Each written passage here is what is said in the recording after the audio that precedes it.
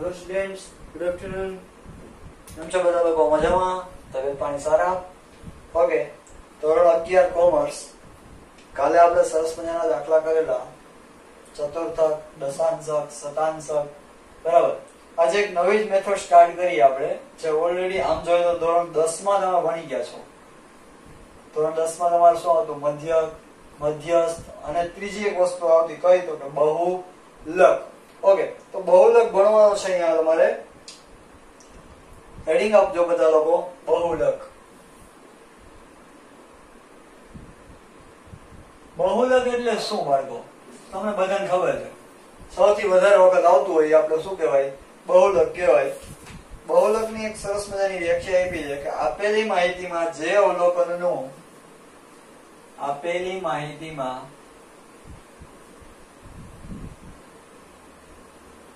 જે અવલોકનનું સૌથી વધુ વખત પુનરાવર્તન થતું હોય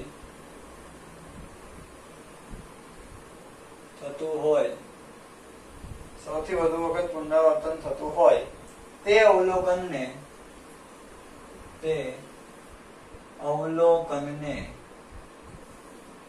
તે માહિતીનો બહુલક કહેવાય.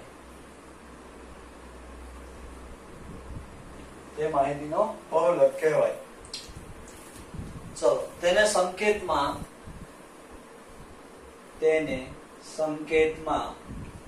બધાના મગજમાં એક વિચાર આવ્યો હોય છે, અહીંયા પોઈચનકા Z કહેવાય, બરાબર. પણ 11મા ધોરણમાં આપણે એને Z નહીં કહીએ, MO કહેશું. સંકેતમાં MO વડે દર્શાવવામાં આવે છે. ઓકે, ભાઈ ધોરણ 10 માં તમે લોકો આને Z કહેતા, હવે આને MO વડે દર્શાવવામાં આવે છે. શું કામ? મધ્યસ્થને તમે લોકો M કહેતા, એટલે કે મીડિયન. ઇંગ્લિશમાં એને શું કહેવાય? મીડિયન, નો M. 11મા ધોરણમાં એટલે કે નોર્મલી બહુલકને ઇંગ્લિશમાં મોડ કહેવામાં આવે છે. શું કહેવામાં આવે? મોડ. તો એમાંથી સંકેતમાં MO લીધા અને મીડિયન નો M લીધો. આ છે તમારો મધ્યસ્થ અને આ છે તમારો બહુલક. બહુલકને ઇંગ્લિશમાં મોડ કહેવાય, મોડમાંથી MO લીધું. મધ્યસ્થને ઇંગ્લિશમાં મીડિયન કહેવાય, જેનો M લીધો, બરાબર. ચલો, આ પત્યું.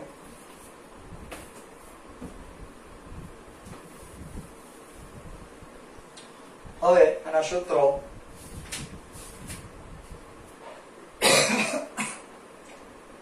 બહુલક. ઘણા લોકો કહે આજ સાહેબ હોમવર્ક જાજુ આવશે, સૂત્ર આવ્યા એટલે.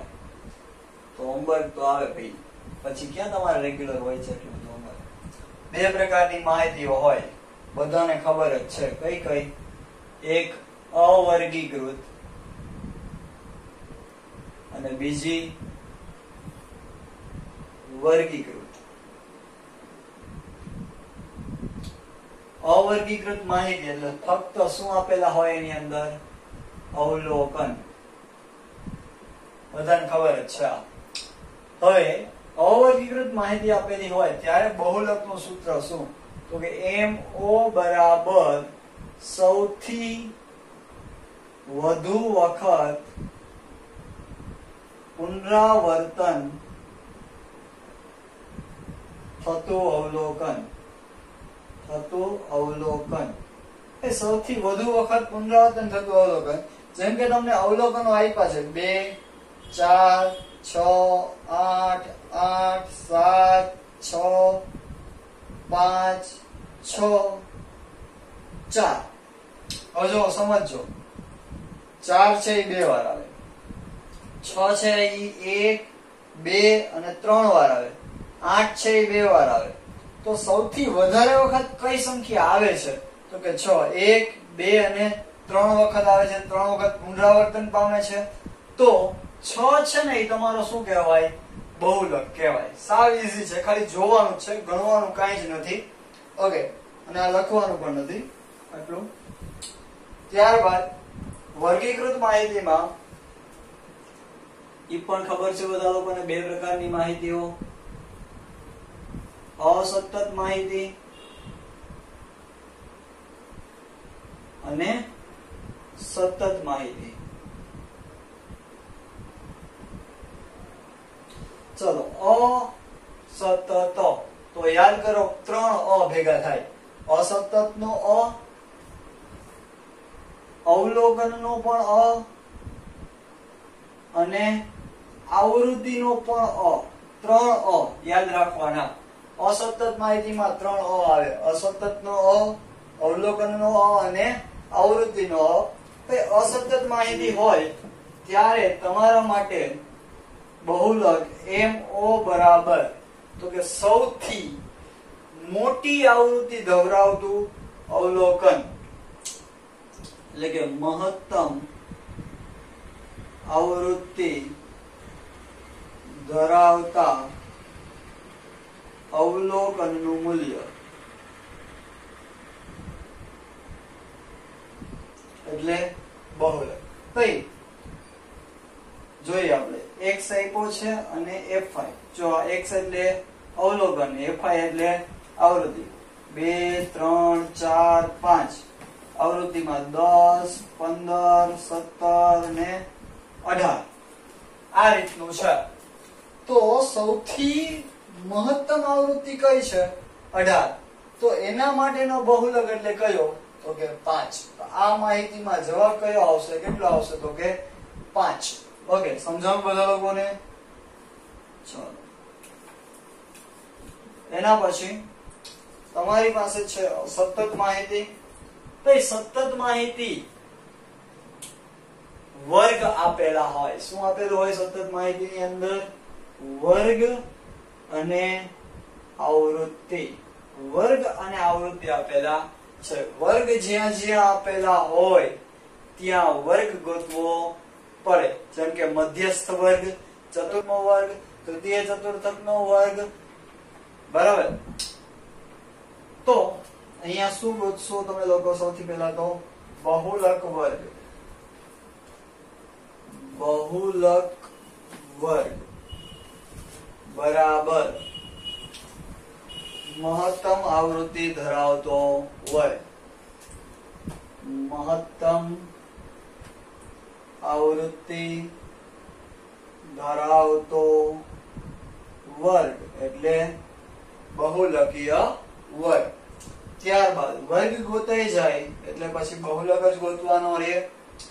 MO મસ્ત સૂત્ર છે. 2 મિનિટ મનમાં વિચારો તો યાદ આવી જાય. ધોરણ 10 માં તમે ભણ્યા હતા. L plus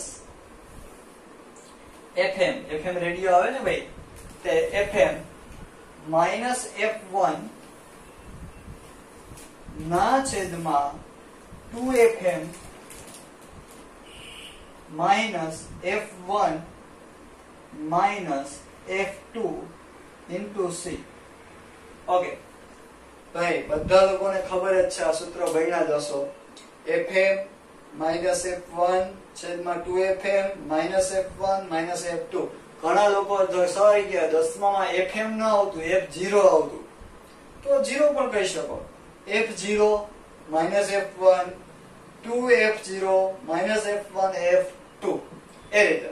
ચલો, હવે કોને શું કહેવાય એ જાણવું અગત્યની વસ્તુ છે. તો L બધા લોકોને ખબર જ છે. L બરાબર તો કે બહુલક વર્ગનું અધોસીમા બિંદુ. બહુલક વર્ગનું અધોસીમા બિંદુ. જ્યાં અત્યાર સુધી તમે L ગોતતા એમ જ ગોતવાનું છે, એમાં કઈ નવું નથી. ત્યારબાદ FM કે F1, પેલા F1 તો બહુલક વર્ગની અગાઉના વર્ગની આવૃત્તિ. બહુલક વર્ગના અગાઉના વર્ગની આવૃત્તિ. ત્યારબાદ F2. ભાઈ આ અગાઉની હોય તો આ પછીની હોય. F2 એટલે બહુલક વર્ગના પછીના વર્ગની આવૃત્તિ, બહુલક વર્ગના પછીના વર્ગની આવૃત્તિ અને FM radio, FM radio right. ઘણા આપણા ક્લાસમાં રેડિયા હોય, કઈક નાની એવી વાત હોય તો આખા ગામને ગયા હોય, જેને આપણે રેડિયો કહીએ. ઓકે, FM તો કે બહુલક વર્ગની આવૃત્તિ, ખુદ ગબ્બર પોતે, ગબ્બરની ખુદની, બરાબર. ત્યારબાદ સી, બધાને ખબર છે સી એટલે શું? વર્ગ લંબાઈ. ઓકે, આવું છે ભાઈ. જો હે સો હે, યહી હે. આટલા મસ્ત સૂત્ર છે, આ ખાસ યાદ રાખજો. MO બરાબર L plus FM minus F1 2FM minus F1 minus F2 into 3. Okay, બધા લોકો વ્યવસ્થિત સ્ક્રીનશોટ લઈ લેજો.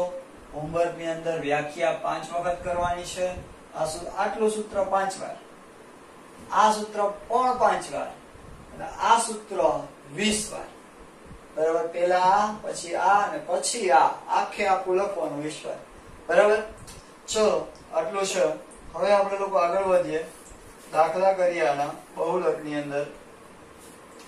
સાવ ઈઝી દાખલા છે, બધા લોકોને આવડતા જ હોય, માં કાંઈ જ નવું ન હોય. અને હજી એક વસ્તુ તમને લખાઈ દો આની અંદર, જેને તમે લોકો બહુલકનું આસાદિત સૂત્ર પણ કહી શકો છો.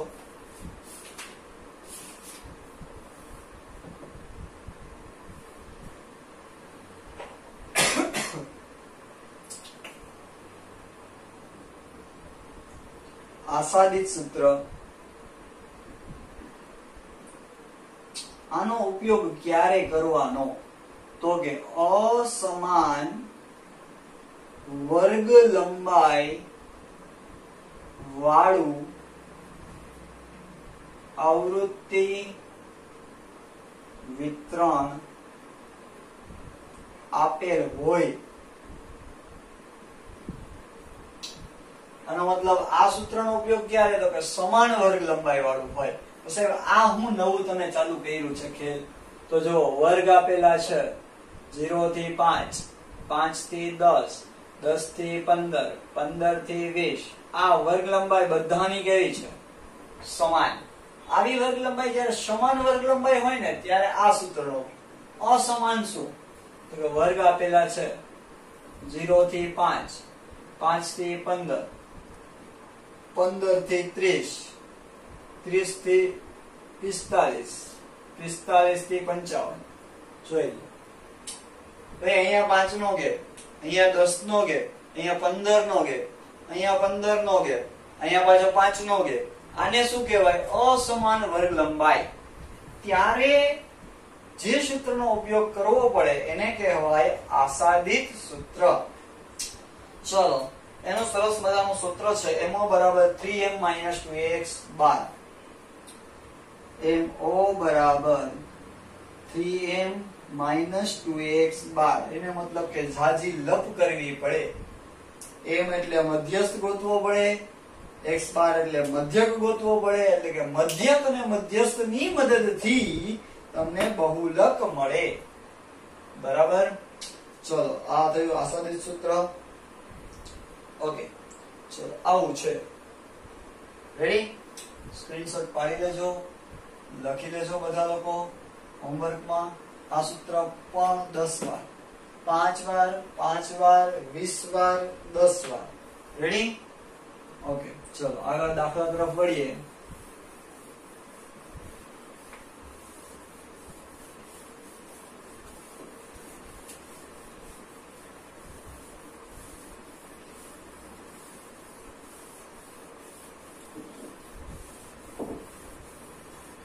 ઘરના લોકો મારી સર્વિસ કરશે, કેમ કે નેપકિન ને ડસ્ટર બનાવી દીધું. બરાબર,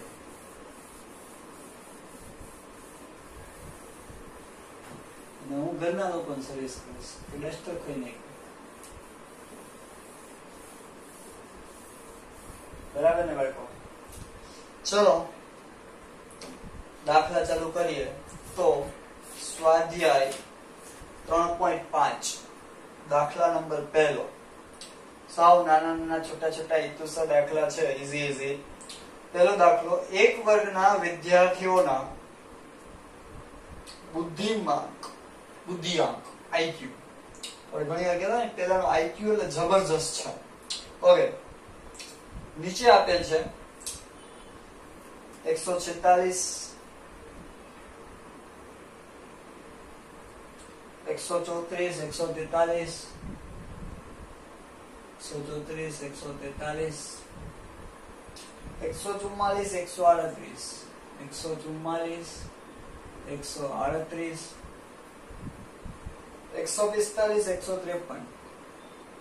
138 153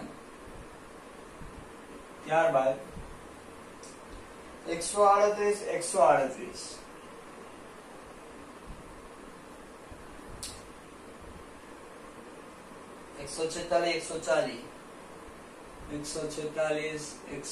આમાં ઘણા લોકોએ તો જવાબ આવી ગયો છે મેં રકમ લખી પહેલા અને 135 ઓકે આ રકમ છે વિદ્યાર્થીના બુદ્ધિઆંકનો બહુલક મેળવો પછી ફક્ત શું આપેલા છે અવલોકન ફક્ત અવલોકનો આપેલા હોય ત્યારે આપણું સરસ મજાનું એમઓ નું સૂત્ર એમઓ બરાબર સૌથી વધુ વખત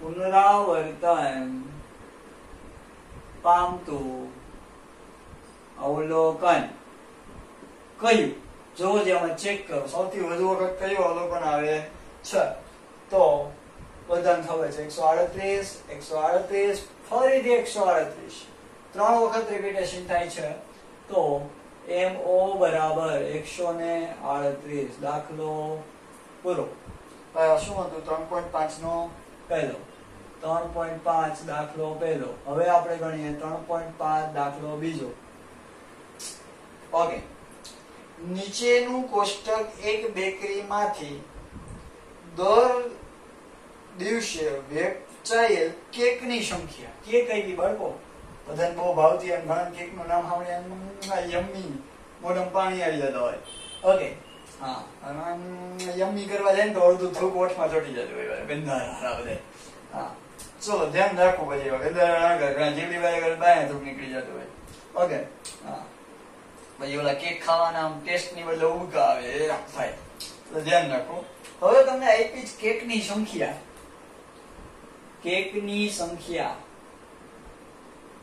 અને પછી આપ્યું છે દિવસોની સંખ્યા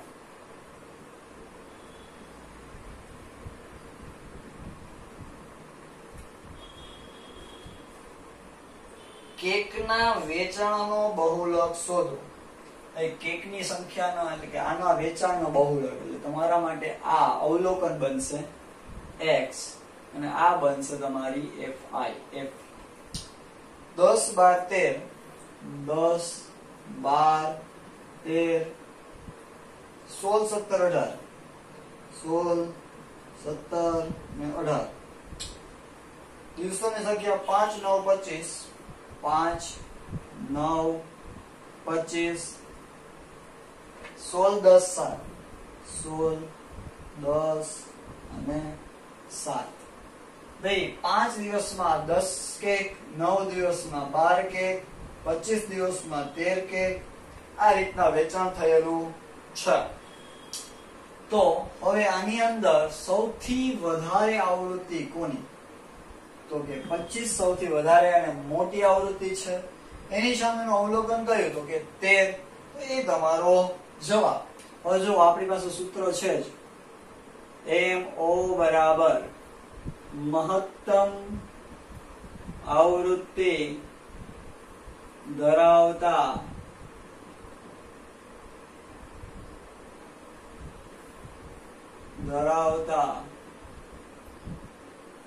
અવલોકનનું મૂલ્ય જો સૌથી વધારે આવૃત્તિ કોની 25 એ આવૃત્તિ છે કોની તો કે 13 ની તેથી MO બરાબર 13 દાખલો પૂરો પછી આવું છે ઓકે ચલો હવે આગળ વધીએ, સ્ક્રીનશોટ પાડી લેજો, હોમવર્કમાં કરવાનું રહેશે તમારા લોકોએ. તો હવે આગળ વધીએ અને દાખલા નંબર જોઈએ તો ચોથો.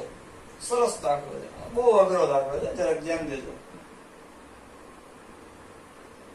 બહુ અઘરો દાખલો, આમાં જ કરી નાખીએ. અહીંયા છે ચોથો દાખલો.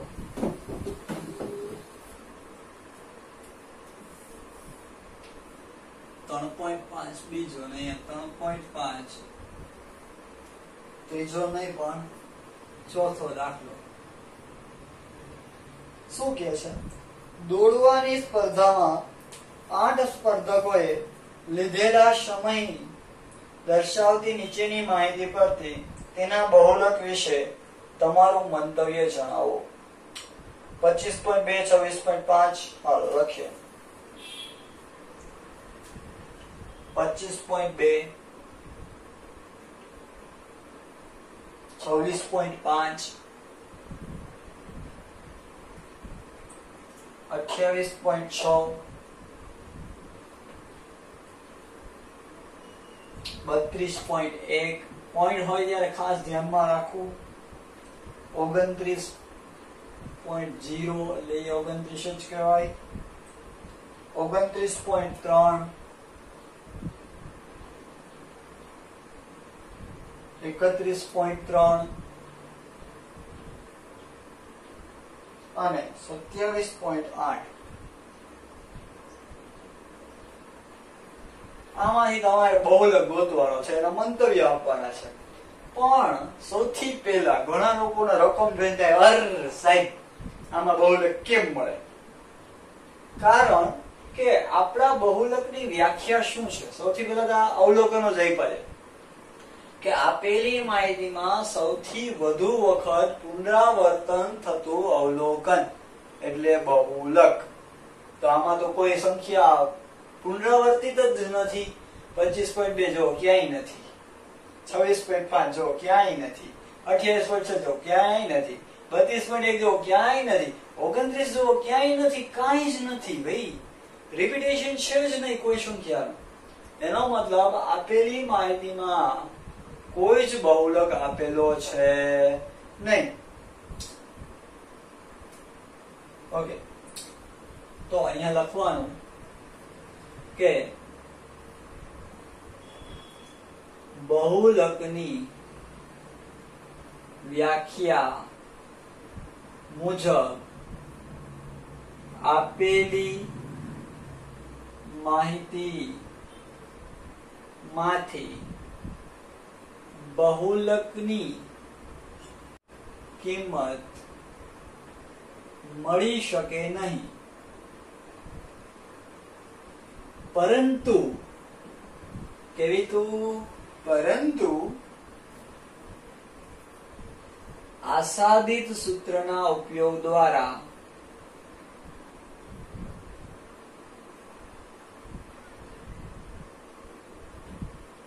બહુલક મેળવી શકાય.